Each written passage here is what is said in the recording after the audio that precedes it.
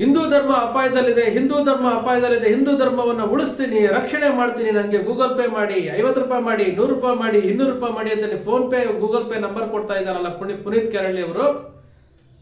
ಇಷ್ಟು ಸಣ್ಣ ವಯಸ್ಸಿಗೆ ಇಷ್ಟೊಂದು ಕೇಸುಗಳನ್ನ ಹಾಕಿಸ್ಕೊಂಡು ಜೀವನ ಪೂರ್ತಿ ಕೋರ್ಟ್ ಕಚೇರಿ ಅಲಿತಾ ಇದ್ದಾರಲ್ಲ, ಅವ್ರ ಜೊತೆಯಲ್ಲಿರುವಂತಹ ಯುವಕರನ್ನೂ ಸಹ ದಾರಿ ತಪ್ಪಿಸ್ತಾ ಇದ್ದಾರಲ್ಲ.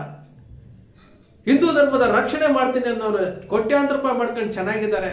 ಇವತ್ತು ಹಿಂದೂಗಳು ಪ್ರತಿಯೊಬ್ಬ ಹಿಂದೂಗಳು ಕ್ರೈಸ್ತರ ವರ್ಷಾಚರಣೆ ಮಾಡ್ತಾರೆ, ಕ್ರೈಸ್ತರ ಸಂಸ್ಕೃತಿಯನ್ನು.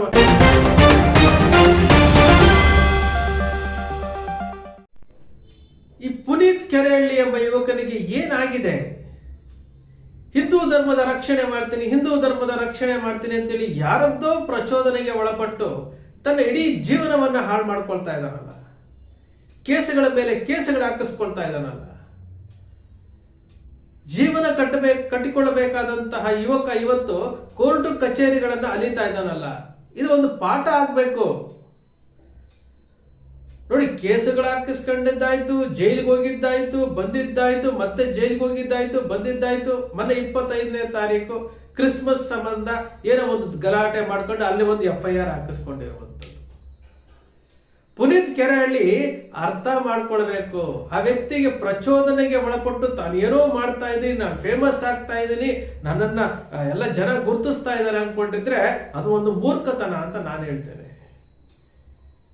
ಇವತ್ತು ಪುನೀತ್ ಕೆರಳ್ಳಿ ತಿಳ್ಕೊಳ್ಬೇಕು, ಪ್ರತಿ ನಿಮಿಷ, ಪ್ರತಿ ಸೆಕೆಂಡು, ಪ್ರತಿ ದಿವಸ, ಪ್ರತಿ ತಿಂಗಳು, ಪ್ರತಿ ವರ್ಷ ಕ್ರೈಸ್ತರ ಆಚರಣೆಗಳನ್ನೇ ಹಿಂದೂಗಳು ಮಾಡ್ತಾ ಇರುವುದು. ಕ್ರೈಸ್ತರ ಆಚರಣೆಗಳನ್ನೇ ಹಿಂದೂಗಳು ಮಾಡ್ತಾ ಇರುವಂತದ್ದು. ಹೊಸ ವರ್ಷದ ಸಂಭ್ರಮ ಡಿಸೆಂಬರ್ 31ನೇ ತಾರೀಕು ಪ್ರತಿಯೊಬ್ಬ ಹಿಂದೂವು ಸಹ ಕ್ರೈಸ್ತ ವರ್ಷಾಚರಣೆಯನ್ನೇ ಮಾಡೋದು. ಇವತ್ತು ನಾವು ಮಾತನಾಡುವಂತಹ ಭಾಷೆ ಇದೆಯಲ್ಲ, ಇಂಗ್ಲಿಷ್ ಇದೆಯಲ್ಲ, ಅದು ಸಹ ಪಾಶ್ಚಿಮಾತ್ಯ ದೇಶದ್ದು. ನಾವು ಆಚರಿಸುತ್ತಿರುವಂತಹ ಈ ಮದುವೆಗಳಿಂದ ಹಿಡಿದು ಎಲ್ಲಾ ಶಾಸ್ತ್ರಗಳು ಸಹ ಹಿಂದೂ ಧರ್ಮದ ಶಾಸ್ತ್ರಗಳು ಹೋಗಿ ಪಾಶ್ಚಿಮಾತ್ಯ ದೇಶಗಳ ಸಂಸ್ಕೃತಿಯನ್ನು ಅನುಕರಣೆ ಮಾಡ್ತಾ ಇದ್ದೀವಿ. ಇದನ್ನ ಪುನೀತ್ ಕೆರಳ್ಳಿ ತಿಳ್ಕೊಳ್ಬೇಕು.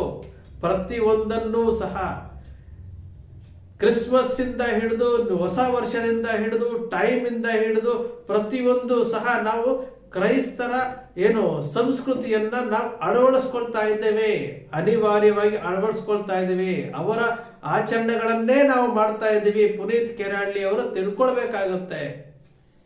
ಹಿಂದೂ ಧರ್ಮವನ್ನ ಕಟ್ತೇನೆ, ಹಿಂದೂ ಧರ್ಮವನ್ನ ಅಪಾಯದಲ್ಲಿದ್ದೀನಿ ಅಂತೇಳಿ ಅನ್ಯ ಧರ್ಮದವರನ್ನ ಟೀಕೆ ಮಾಡಿದ ತಕ್ಷಣ ಹಿಂದೂ ಧರ್ಮ ಬಲಿಷ್ಠ ಆಗಲ್ಲ.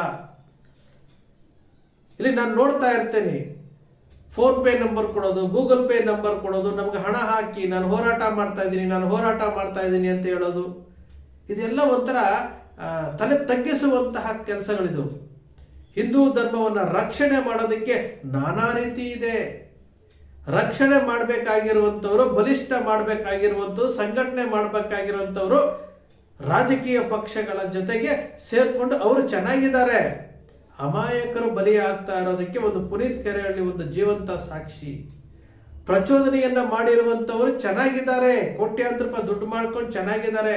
ಇವತ್ತು ಹಣ ಇಲ್ಲ, ನಾನು ಸಂಘಟನೆ ಮಾಡ್ತೀನಿ, ನಾನು 100 ರೂಪಾಯಿ ಹಾಕಿ, 200 ರೂಪಾಯಿ ಹಾಕಿ ಅಂತೇಳಿ ಜನರ ಮುಂದೆ ಬೇಡ್ತಾ ಇರುವಂತ ಪುನೀತ್ ಕೆರಳ್ಳಿ ಅಂತ ಯುವಕರು ಬಲಿಯಾಗ್ತಾ ಇದ್ದಾರೆ. ಇದನ್ನ ತಿಳ್ಕೊಳ್ಬೇಕು. ಇದು ಒಂದು ಸಂದೇಶ ಅಂತ ತಿಳ್ಕೊಳ್ಳಿ. ಇದು ವಾಸ್ತವ ರೀತಿ. ಏನು ಮಾಡೋದಕ್ಕಾಗೋದಿಲ್ಲ. ವ್ಯವಸ್ಥೆ ಪಾಶ್ಚಿಮಾತ್ಯ ಸಂಸ್ಕೃತಿಗೆ ಹೊಂದಿಕೊಂಡು ಆಗಿದೆ. ನಮ್ಮ ಹಿಂದೂ ಧರ್ಮದಲ್ಲಿ ಹಿಂದೂ ಭಾರತೀಯ ಸಂಸ್ಕೃತದಲ್ಲಿ ಆಗ್ತಾ ಇರುವಂತಹ ಮದುವೆಗಳ ಕಲ್ಚರ್ ಯಾವ ರೀತಿ ಆಗ್ತಾ ಇದೆ?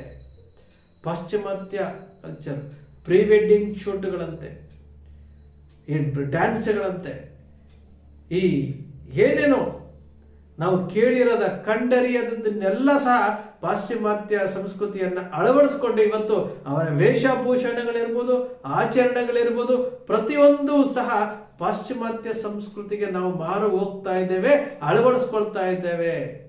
ಇದು ಸಹ ಹಿಂದೂ ಧರ್ಮದ ಸಂಸ್ಕೃತಿಯ ವಿನಾಶಕ್ಕೆ ಇದು ಸಹ ಒಂದು ಮೂಲ ಕಾರಣ ಆಗ್ತಾ ಇದೆ. ಪುನೀತ್ ಕೆರಳ್ಳಿ ಅವರು ತಿಳ್ಕೊಳ್ಬೇಕು. ಒಬ್ಬ ಯುವಕ ಇದ್ದೀರಿ, 10 ಕೇಸುಗಳನ್ನ ಹಾಕಿಸ್ಕೊಂಡು ಜೀವನ ಪೂರ್ತಿ ಕೇಸು ಕೋರ್ಟು ಅಂತ ಅಲಿತಿದ್ರೆ ನಿಮ್ಮ ಜೀವನದ ಕತೆ ಏನು? ಹಿಂದೂ ಧರ್ಮವನ್ನ ಬಲಿಷ್ಠಗೊಳಿಸಬೇಕು, ಹಿಂದೂ ಧರ್ಮವನ್ನ ಬೆಳೆಸಬೇಕು ಅಂತ ಹೇಳ್ತಾ ಇರುವಂತವರು, ಹೆಚ್ಚು ಹೆಚ್ಚು ಮಕ್ಕಳನ್ನ ಮಾಡ್ಕೊಳ್ಳಿ ಅಂತ ಹೇಳ್ಕೊಳ್ತಾ ಇರುವವರು ಯಾರೂ ಸಹ ಮದುವೆಗಳನ್ನ ಆಗಿಲ್ಲ ಸ್ವಾಮಿ.